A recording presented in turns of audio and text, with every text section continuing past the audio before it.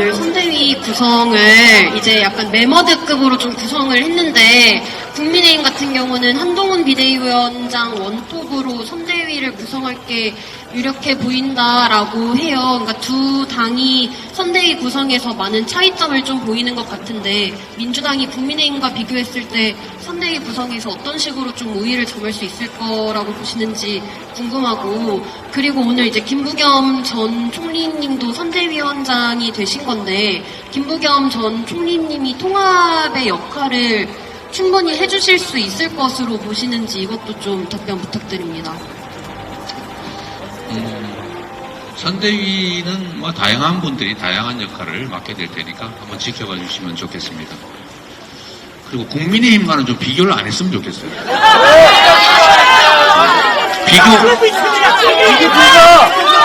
비교 당하고 싶지가 않습니다.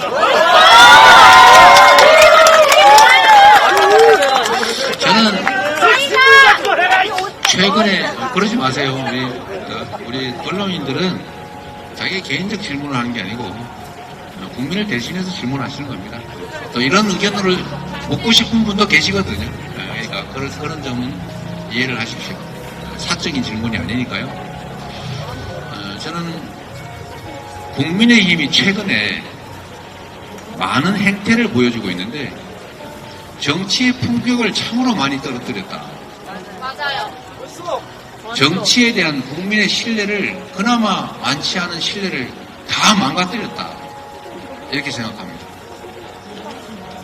어떻게 표현이 그렇게, 제가 입에 담기도 싫을, 그게 정말 저급하지 않습니까? 정치는 이해관계를 놓고 충돌하는, 정말 옛날로 치면 총칼을 들고 싸우는 거를 순화해 놓은 게 정치 아닙니까? 맞아요. 그러면 정말로 격렬합니다. 이해관계 충돌이 심합니다. 서로 웃고 얘기를 해도 결코 속은 웃지 않죠. 목숨 걸고 하는 거예요. 요즘 이 나라의 자원과 기회를 누가 더 많이 가질 것이냐, 그걸 놓고 그렇게 치열하게 다투는 게 정치인데, 그럴수록 더 절제하고 더 품위 있게 인간적인 손상이 가지 않도록 해야 됩니다. 그런데 이 정치라고 하는 게 사람하고 똑같거든요. 사람이 이 생각했다, 저 생각했다, 이 길로 갈까, 저 길로 갈까, 차라리 돌아갈까, 이렇게 고민하다 하나로 결정을 하면 또 그 길로 가지 않습니까? 이 정치는 이 사회에 있어서 사람의 머리 같은 거예요. 만약에 사람이 무조건 한쪽으로만 가는, 한쪽만 생각하는 사람이다, 그걸 우리 뭐라고 합니까? 또라이라고, 사이코라고. 사고가 자유롭지 않은 거죠. 유연하지 않은 거예요. 한쪽 외골수라고 하죠. 이 외골수는 위험한 거예요. 우리 사회도 마찬가지입니다. 우리 사회 전체의 방향을 끌어가는 게 정치인데, 없는 길을 만들어 끌고 가는 게 정치라고 하지 않습니까? 그런데 거기에 진짜로 감정 내놓고 싸우고, 저 국민의힘 또는 무슨 당 얼굴만 보기도 싫어. 대화가 안 돼요. 그리고 증오를 해요. 저는 인간이 아니야. 이렇게 되면 대화와 타협, 소통이 끊어집니다. 그러면 전쟁만 남는 거예요. 힘만 남는 겁니다. 그러면 그 사회가 경직돼요. 분열돼요. 그리고 이게 결국 내전으로 갑니다. 지금 우리는 거의 심리적 내전 상태로 가는 것 같아요.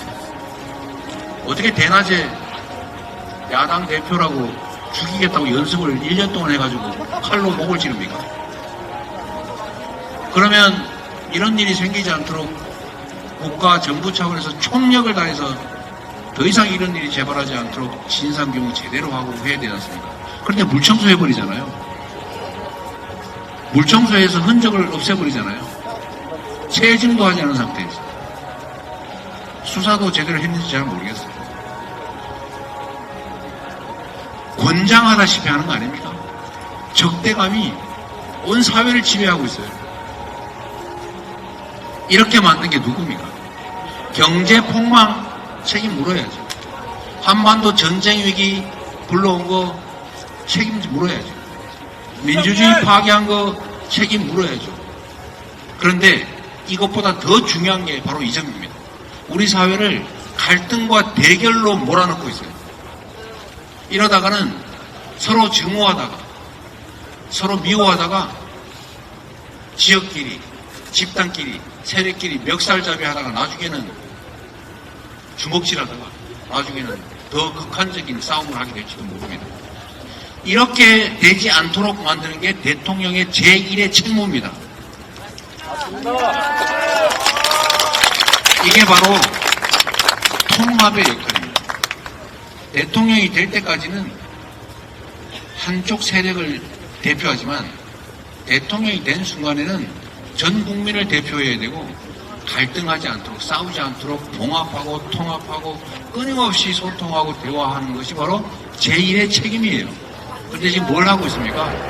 편을 갈라 싸우고 있어요. 제1선에 나와서 싸웁니다. 이게 가장 위험한 것입니다. 정신이 피폐해져요. 육체가 나빠지는 건 견뎌낼 수 있지만 정신이 손상을 입으면 해결이 안 됩니다. 우리 사회가 지금 그 길로 가고 있어서 정말로 걱정됩니다. 그래서 얘기가 많이 옆으로 샜는데 국민의힘과 민주당은 비교 대상이 아니다.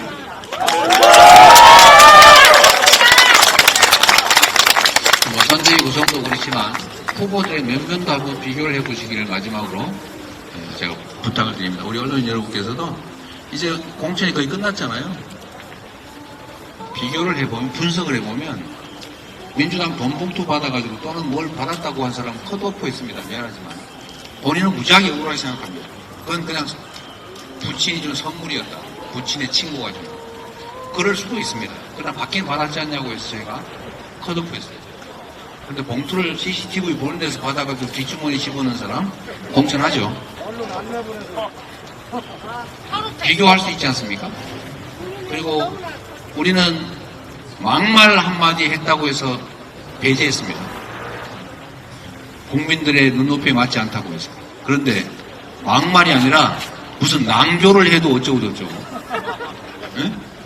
제가 이또오히로 보면 인재다 이런 소리. 우리는 일본의 열등의식을 가지고 있다 이런 소리 하는. 이런 거를 그냥 아무 생각 없이 공천을 했습니다. 우리는 정치에 또는 행정에 책임이 있는 사람 공천하지 않았습니다. 그런데 저들은 온갖 국가 정책에서 실정을 했던 책임자들 과감하게 다 공천하고 있습니다. 우리는 부패나 아니면 범죄 이런 걸로 문제되는 사람들 저는 가려내고 있습니다. 사전에. 그런데 사면 공천하지 않습니까? 사법부에서 유죄 확정돼가지고 형 확정된 사람 사면해서 공천해요. 그뿐입니까? 얘기를 하면 끝이 없어요. 제가 말을 하다가 잊어버리고 기억을 못할 만큼 너무너무 많습니다.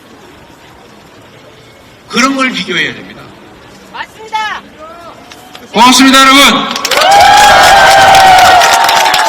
네, 이상